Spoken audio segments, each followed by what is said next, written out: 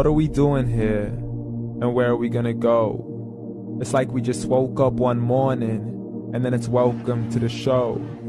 Don't ask any questions, just go with the flow. Make as much money as you can and try your best not to get broke. Copy everything you see on the TV, from the hairstyles to the clothes, and don't think too often, just do exactly as you're told.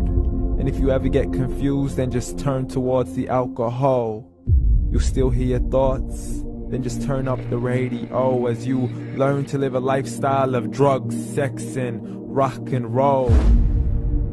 But in all honesty, I just need to know, is there more to the cycle than growing and getting old? Living and dying just to leave behind a happy home and a whole lot of property that somebody else is going to own.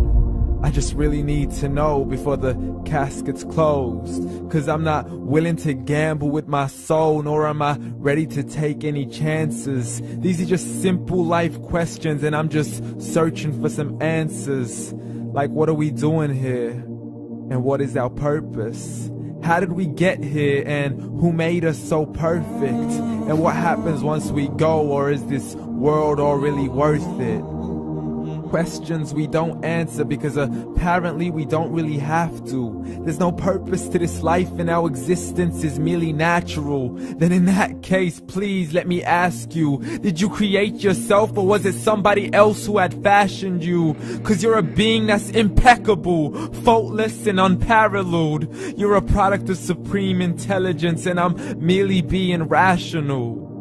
For there isn't a camera on this earth that can come close to the human eye, nor a computer that can compete alongside the human mind. And if the whole world was to come together, we wouldn't be able to create a single fly. So many signs, yet we still deny. As science tries to justify that all this could come from none, when it's a simple sum. 0 plus 0 plus 0 cannot possibly ever give you 1. So from where did all this order come? For everything has its origins, a maker, a creator of its own. I mean, the only reason you're watching this video is because somebody had to press upload. So we can believe in the Big Bang, but I'd rather believe in He who caused it to explode. Allah, the creator of everything along with every single soul. The ever-living, the master, the only one who is in control. Unlike his creation, beyond our imagination. And no, he's not a man, nor does he have any partners in association. He's on his own. And no, he did not ever leave us alone. Just like every manufacturer, he left us with an instruction manual. The Quran and Islam, and I'm sorry to jump to conclusions, but it's the only one possible. The only definition of God is the one and only supreme being. It's logical, a book with 0 contradictions, with miracles that are both scientific and historical, all revealed over 1400 years ago. Like the detailed description of the human embryo. The descriptions of the human embryo in the Quran cannot be based on scientific knowledge in the 7th century. To the mountains as pegs holding firm the earth below, and the 2 seas that don't mix in a complete separate flow. To the planets in orbit, alternating night and day as they stay in flow. The expansion of the universe and the creation of everything from H2O.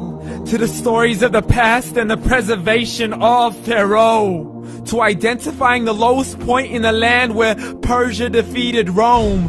The gushing fluid that created man in the glands between the ribs and the backbone. And not a word has changed, it's still the same. So please explain how all this was known over 1400 years ago.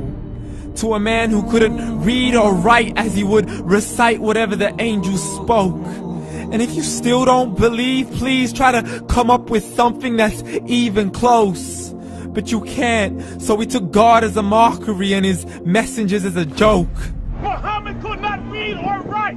How's somebody who can't read or write gonna start a religion? Dismiss his scriptures as legends and tales of the ancient folk, as we live life according to our whims, desires, and hopes. saying this life is the only home we will ever know. We will live then die, then simply turn to bones. YOLO!